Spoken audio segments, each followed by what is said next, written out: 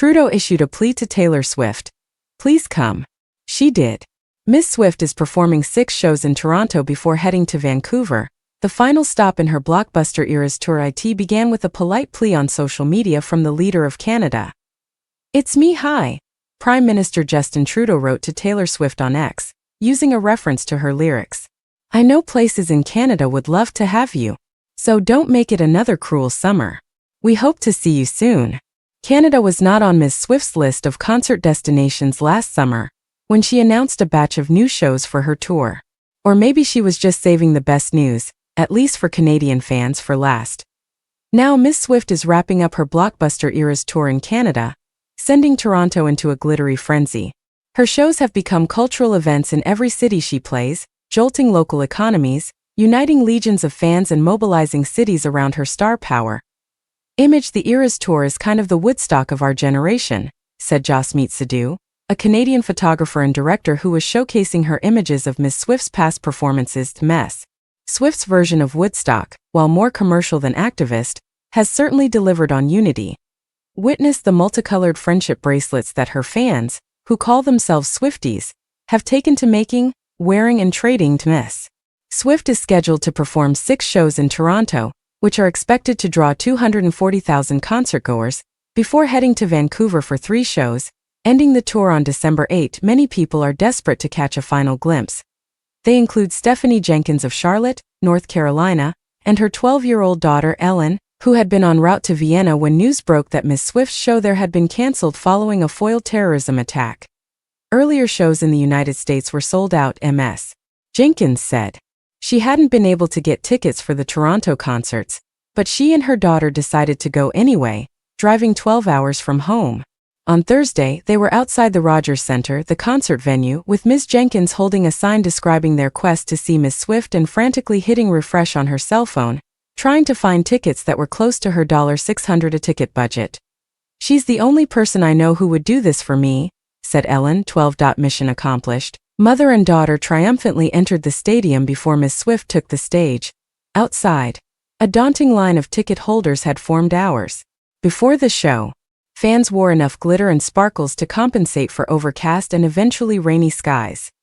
Evidence of hours of careful costume planning abounded. Shimmery tinsel woven into hair, opalescent eyeshadow, shiny gemstone stickers configured into face tattoos. Even the Toronto police, while mobilizing a major show of force, contributed some Swiftie love. Police horses wore giant friendship bracelets around their necks, while officers collected and traded the human-sized versions, and Myron Demkew, the chief of police, photobombed into some of the selfies being taken in front of a tour sign.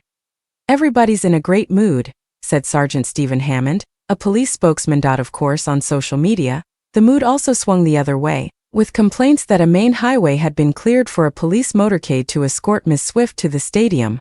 There was more irritation when the city temporarily mounted 22 ceremonial street signs in Ms. Swift's honor, having to clarify that it did not use any tax dollars.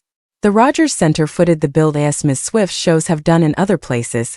The event will boost the economy, with more than $152 million in Canadian dollars, about $108 million, in direct spending, mostly by visitors from outside Toronto, according to Destination Toronto, a tourism organization.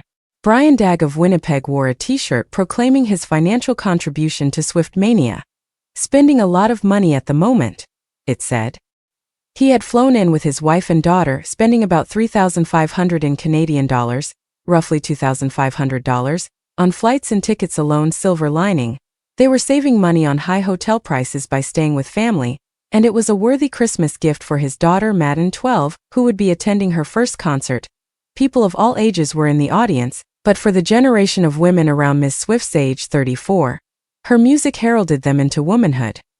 For Stacey Wetmore, 31, Ms. Swift's earlier hits like "Teardrops on My Guitar" would be on repeat in the mornings when she got ready for school.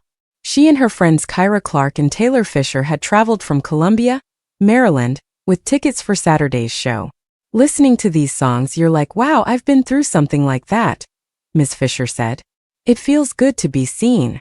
As Jenny Pamiata and her daughter Grace prepared to enter the stadium on Thursday, they reflected on how the tour had prompted them to visit new places to see her perform, far from their home in San Diego. "We've never been to Poland or Sweden and now Canada," said Miss Palmiotta. "There is an energy that keeps drawing them back," she explained.